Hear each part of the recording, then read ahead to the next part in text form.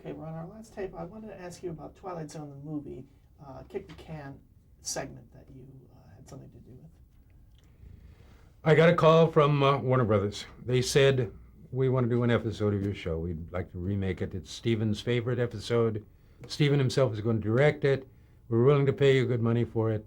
And my agent says, George, talk to them. And I talked to them. And the deal was interesting. So I said, I'm flattered, I love it. But I would like to, before I say yes to the deal, I would like to talk with Steven Spielberg, since he's going to direct it. I've got a few things to say to him.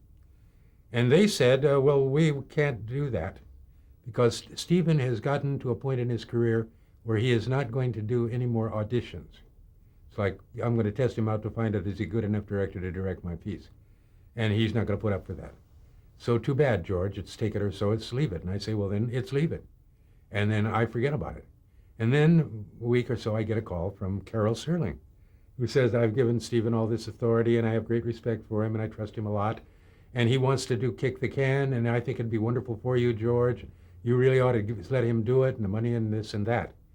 So I say, well, Carol, what about this? What about that? I want to talk to him. And I somehow the idea that he's too hot to even be talked to, something offensive about that. And she said, well, no, please, understand. And so I hang up, and then I call up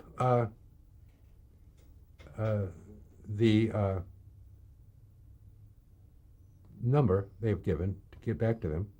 And the next thing you know, I've got a person from Warner Brothers Business Affairs office who wants to come to my house and bring his notary public seal and to close like the deal and to sign the little contract to do it. And I haven't gotten a chance to talk to anybody yet. So I throw caution to the winds, and I call up Marshall and his sister, Kennedy, the two producers of Amblin Productions, and I say, they won't let me talk to Steven, but I think I could talk with you guys. Would you give me a meeting? And they said, okay, we'll take a meeting with you. So I went to my meeting. Before I went to the meeting, I typed up 3 pages of stuff about what I would do to change the script that's there, to update it, to make it suitable for their movie. And I put it on 3 pages, and I went in and I talked to the producers about it. And I said, here are my ideas about it. And they said, those are really lovely ideas. They make all kinds of sense, but we've hired Richard Matheson to vet all of the scripts. And no matter who wrote the scripts, the final draft of it will be by Richard Matheson, which will give it a kind of a unity. And certainly you trust Richard, don't you? And I said, I certainly do. He's a really first-rate writer. I trust him, and sure, that's really hardens me to know that Matheson's going to have a hand in it. And they said, well, then, very good, goodbye. And I said, very good, goodbye. And I said, however, and out come the 3 pages, and I say, I made a couple of notes here, and I think you guys ought to see them. And I left the 3 pages with them, and I left. And then I got a copy of the script. And I see that they had parodied and used various ideas I had put in that little paper. So I called up Business Affairs, and I asked for a meeting. So I went up and I met with a guy in Business Affairs. And I said, I gave them these extra 3 pages, and they incorporated it in the script, but nobody ever talked to me about my being paid for those additional pages. I know I was paid for the script, and I was paid very handsomely. And he says, well, how do I know that that's true? And I say, well, you go ask them. They won't lie to you about it. And so he goes off, and he comes back with a check. And it's a check for $8,000. He's willing to give it to me. He wants it understood that this is helps to pay for the additional 3 pages, and that that I got no problems with it, and that here's a contract. And I signed all these things, and I took the check. And I called my agent outside the studio and said, they just gave me $8,000 more. Your $800 is in the mail. And he said, hey, would you like to come to work for me as an agent? And I said, no, I'm content to be a writer. And I then went home. I'm no sooner home than I start getting calls. It's the Writers Guild. It's a whole bunch of people.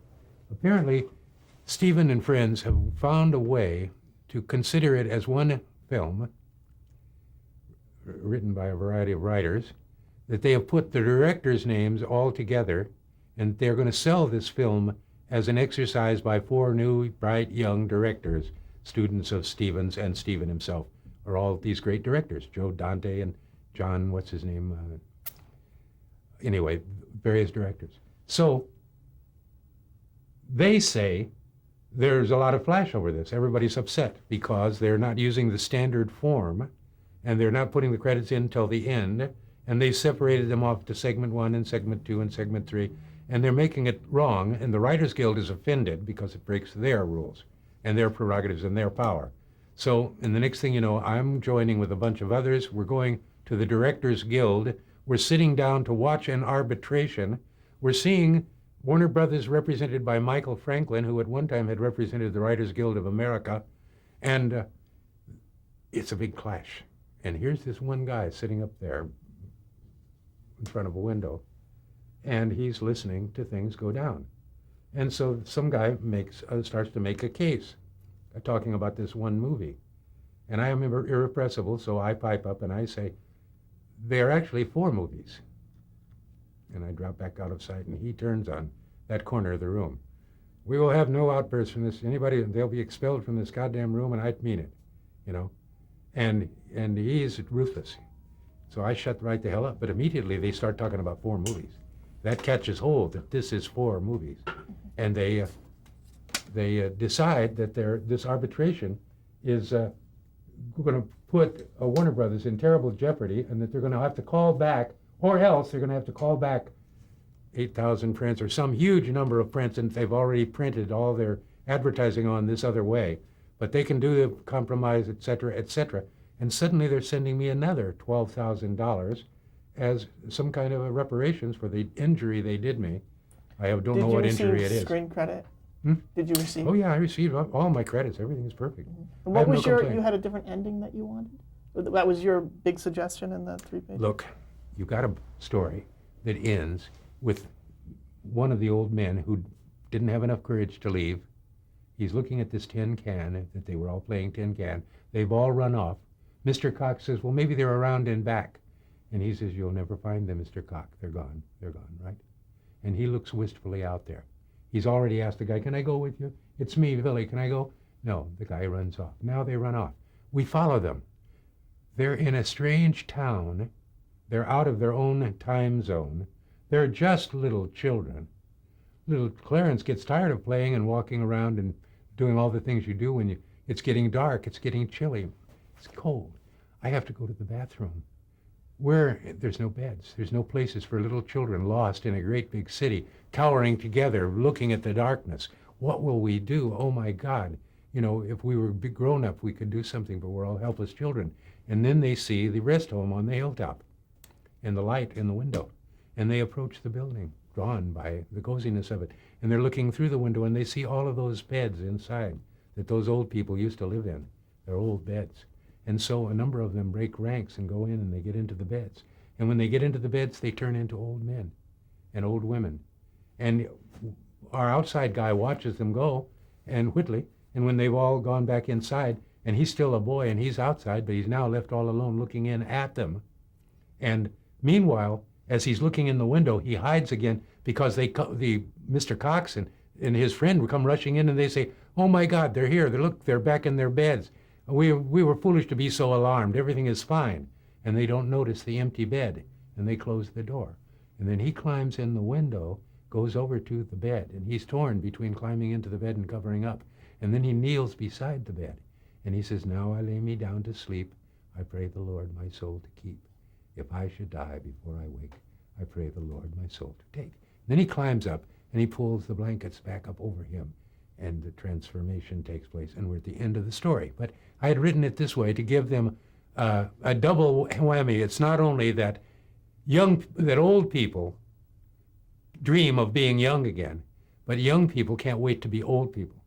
And it's a two-edged sword, and I put the other edge of it in, and it was a lovely little writing. I still have it. That's a great idea. And they gave me additional money for it. Now, when the new series of The Twilight Zone came out and they redid a game of pool with your original ending, did you submit your script? No, they remade it because there's a clause in the play that says that they don't have any rights of of sequels. I own all rights, except they have the right for one remake that they could buy at the 1960 prices. Whatever it was that they paid for the right to make the first film, if they paid it again, they could do it again. They did that like as a cover story in case they blew it and screwed up some film and had to remake it again. They could have the rights to do it. So they chose this way to make it during a strike. During a strike, the producers of the show decided that since the show had already been spirited off to Canada, and it was all Canadian writers and various people like that, they went through the Twilight Zone files to see if there were any unfilmed scripts or scripts that they could remake. So you weren't directly involved in that? No. No. And I thought it really over the wall. I see Isai Morales has become a really, really a beautiful, understated actor. But somebody was really, really pushing him in that because it starts out on a note of hysteria and gets wilder from then on. And Murray Chaikin, who did the part of the pool player, he's really quite good as a hard-boiled player. I'd believe him. But these guys just don't quite get it. There's something mysterious about the spiritual aspect of it as contrasted with the supernatural aspect of it. And it is not a situation where anything goes. It requires a very, very rigorous form of logic to think out the yin and the yang of the way these stories are shaped. And it's due a large part to Rod's genius. Before I go anywhere, I want to really comment something else. That the design of the format for the show itself, not taking into account any of the individual stories, just the showcase that surrounds them with the imagery that there is a dimension beyond that. You're traveling in another dimension. There's the road sign up ahead. The next stop, the Twilight Zone. It is a land between shadow and all that stuff. And those images that float across the screen and that interstellar space.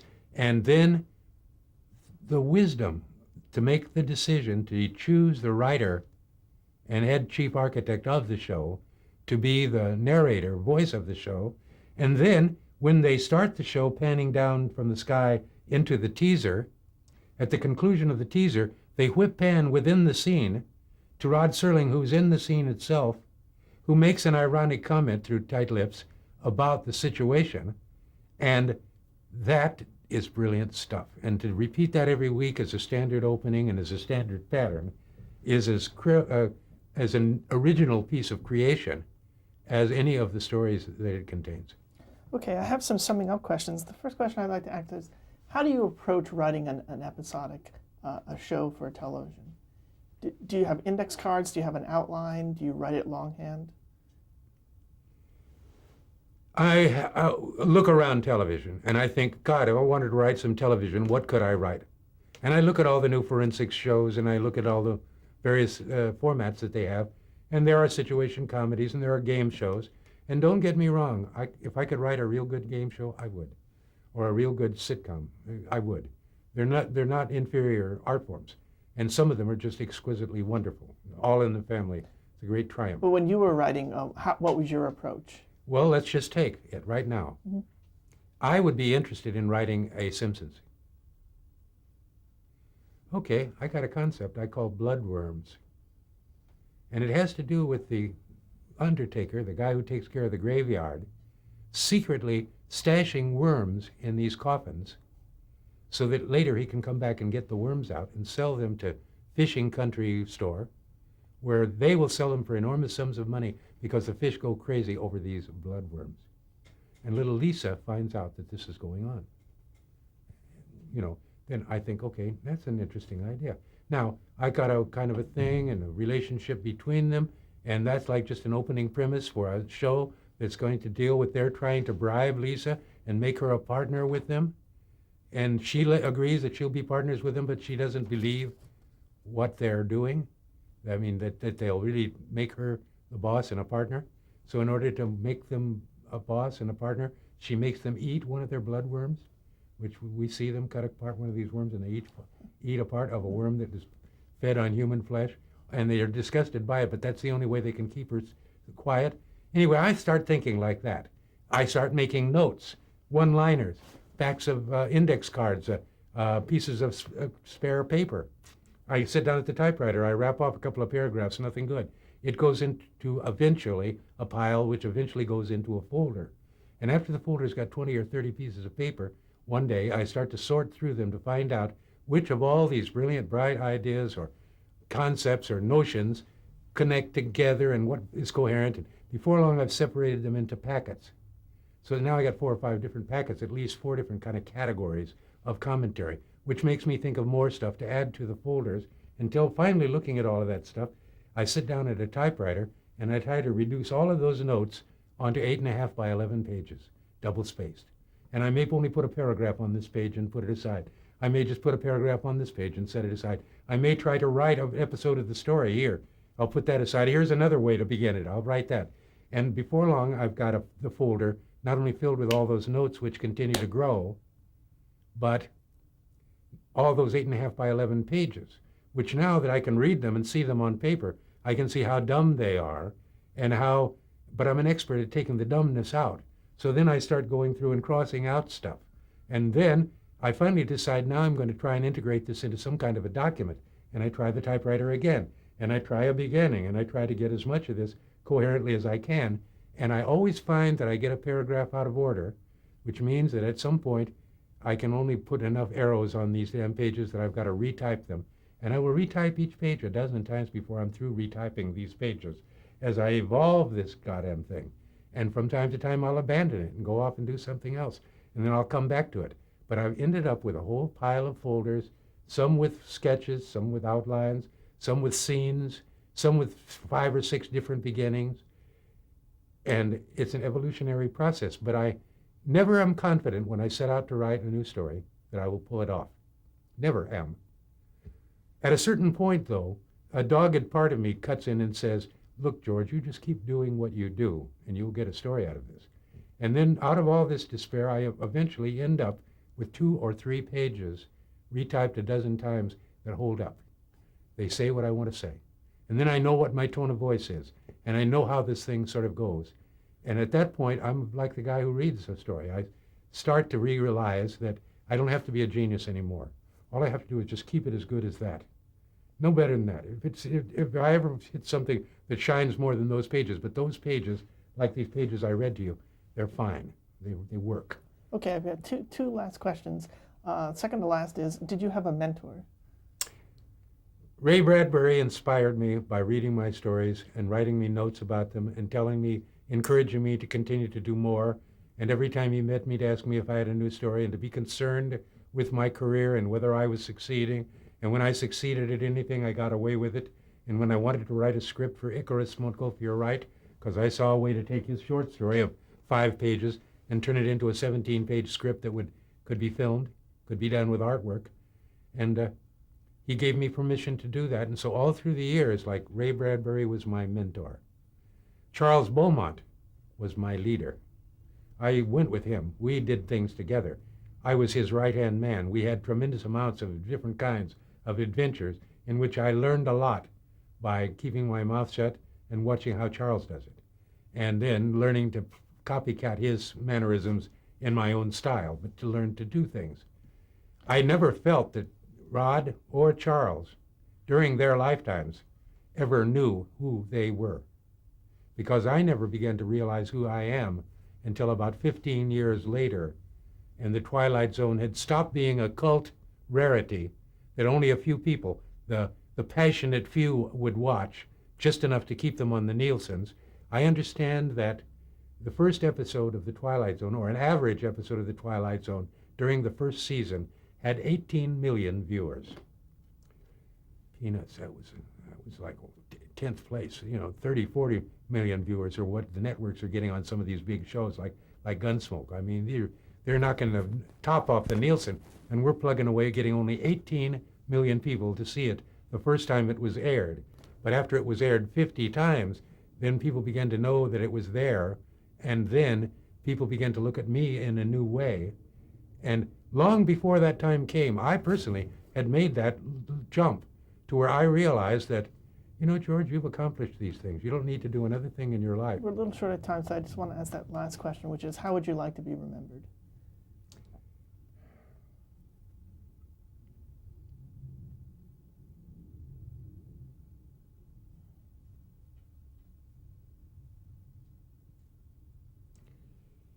The record shows I took the blows and did it my way. I want to be remembered that way, as a person who early on in his life took control of his life, set goals for himself. When people gave me lined paper, I wrote the other way. When people expect some certain behavior from me, I will frustrate their expectations. I know a million ways to tear up the script. I know a dozen ways to end a conversation without bloodshed. I've learned an awful lot, and along the way, I searched to others for guidance. But it was my way, it was my goal. What I said was good was good. What I said was bad was bad. And my intuition about things served us well, because there was a time, maybe 30 years ago, when I told my wife in all earnestness, those pension plans are not going to be there when one finally grows old enough. The money you put in the savings and loan, it's not going to be there. The good credit that you spent 30 years protecting will be gone in 2 weeks when the timely payments stop. The respect that your neighbors hold for you is not respect, it's a form of tolerance. Everything you think and know, at least 85% of it is utter crap. And if you would take the scales from your eyes and see things as they are, you would live a better life. And it might not seem as rosy, but then you would not be continually crushed by expecting certain behaviors that are not in the cards. They're just not there. Okay, we're going to have to wrap there. Okay. Thank you so much from the Archive of American Television. Thank you very much. You're very welcome. That was the very beginning of my writing career. That shot was shot on the soundstage at MGM, where they shot Nothing in the Dark. That's taken from a larger photo that has Gladys Cooper standing beside me as the old lady in The Old Lady and Mr. Death Story. But that was me, and how I dressed and how I looked, and what I used as a kind of an armor to get onto the studios and come off as Mr. Joe College. So this is me, age 30, thereabouts. It's a location shot in Charleston, Missouri, on the set of The Intruder, directed by Roger Corman. The man in the white hat is Robert M. Hart, famous actor of the era. Standing in the background is William Shatner. His appearance is blocked a little bit. And I'm the roughneck holding the black guy in front of Mr. M. Hart.